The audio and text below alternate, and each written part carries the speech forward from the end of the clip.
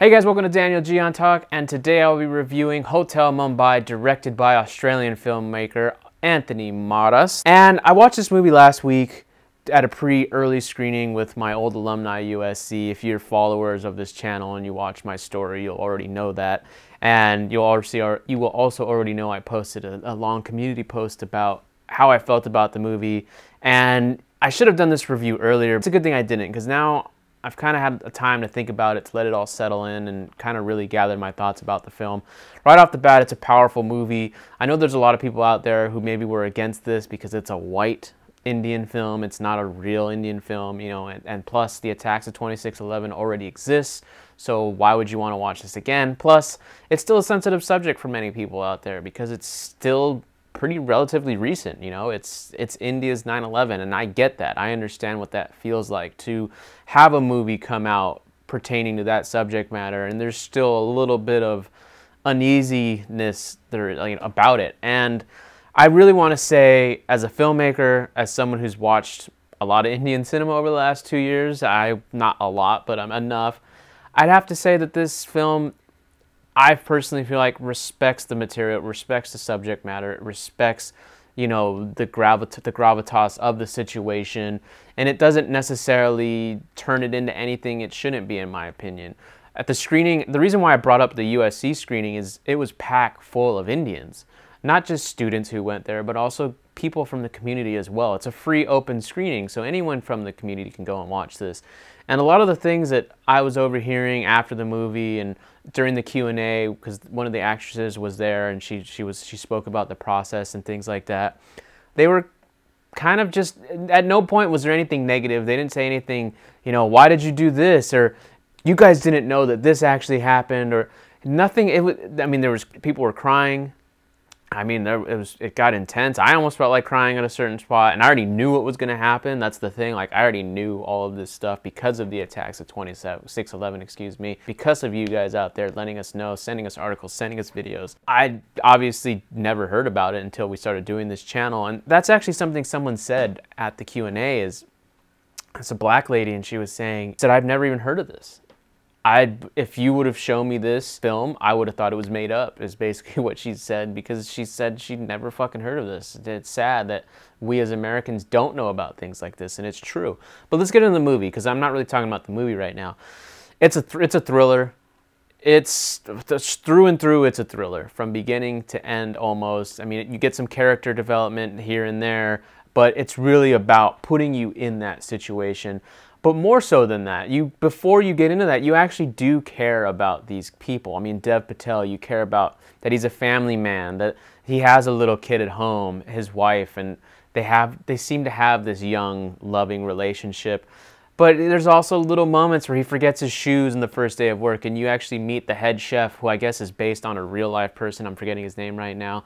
But you know, his character is based on the real-life individual that was there during the attacks. And you know, he's kind of this hard-ass, no-nonsense guy, because the hotel is very important. The Taj Hotel is extremely important to him, but also to everyone who's working there, to the staff and things like that. So everything needs to run perfectly. So when Dev Patel comes in without his shoes, you know, he tells him to go home, but at the same time, he's like, I have some shoes underneath my table. Go ahead and use them when everyone's gone. So there's this other side to him. There's this nice side to him.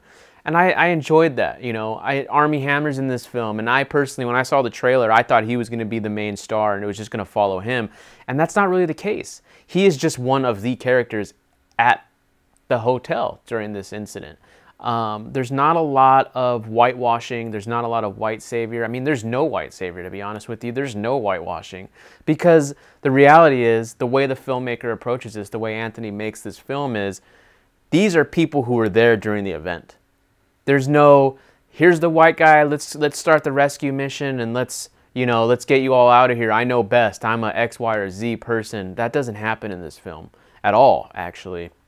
Even the other white actor, he plays a Russian, and he's like, I think he was like ex-KGB or something, but even he doesn't step over his bounds and try to do anything over the top or any white savior moments again. And I appreciated that, because everyone was on equal footing, excuse me, everyone was there and in on this situation. But I also enjoyed the performances of the terrorists, because unlike 26/11, which I feel like the attacks of 26/11 was more about a retelling of the events point by point. This is what happened at the train station, and then this is what happened in the cafe, and this is what happened at the Taj, and this is what happened when they escaped, and this is, you know, and then we caught them, and, you know, I feel like that's what that movie's all about.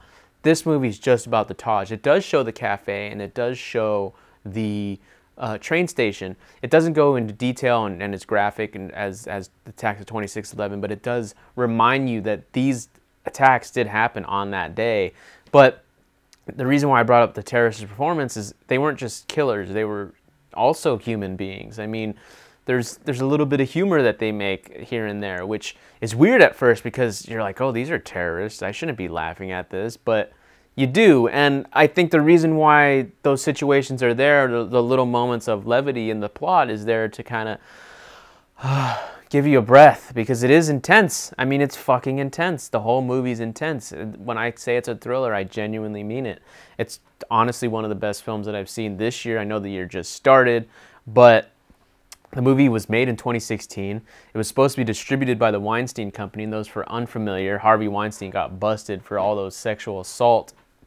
So the film got shelved, and basically all these things happened, and now the film's finally getting released. It's not going to be released in India, according to the actress in the film, but it might be on Netflix. So if it does go on Netflix, please, please, please check it out. Support it, because it doesn't matter if this is Indian or not. It's just a good movie. It touched me as a foreigner. It touched the Indians in the audience, because when the end happens and they all get rescued, and, you know, the mom gets reunited with their kid, and you get to see Dev Patel get reunited with his wife, like, it made you feel whole. And then at the very end, when they show the real footage of the Taj reopening, it was just, it felt honest. It felt empowering, because they were able to fix this hotel. You got to see it get burned and fucking blown up and shot up and all these things, and I'm just like, fuck, man, this shit happened for a day. That's fucking crazy. Like, the fact that that happened, like, September 11th is crazy. A lot of people died. It sucked, but everything was over in 2 or 3 hours. And this was an onslaught, a siege, and because there was no police, and as I knew in attacks 26/11, that because every gun, there's no guns because of the ban on weapons, as well as the under, you know, not the understaffing of the police forces, but the fact that they were ill-equipped for situations like this. The fact that they had to wait for the Delhi Special Forces to come out. I know things have since changed, but it's just crazy to just watch these things unfold in relatively real time.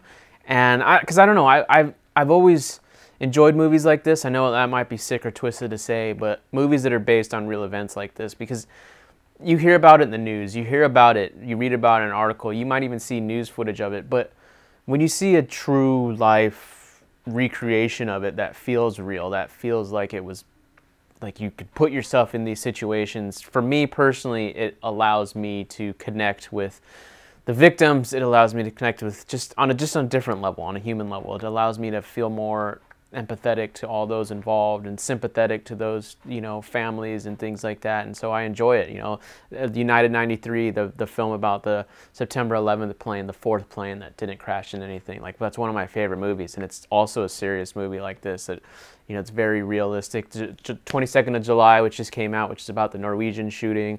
That was another one. I mean, one of my favorite documentaries, Bowling for Columbine, is also based on these. It's a serious thing about the Columbine shooting massacre. So, I mean, it's not that I'm obsessed with these mass killings. I don't know. When a movie's done right about a subject matter like this, it really affects me. It makes me think about the movie more than just what it was, and because it allows me to think about the events and things like that. And it's all fucked up. It's crazy. I hope you guys do watch the movie, and if you do, let me know in the comments what you guys think about it, because I'm very curious to know, and I'm just one voice, and yeah. But if you enjoyed this review, hit the like.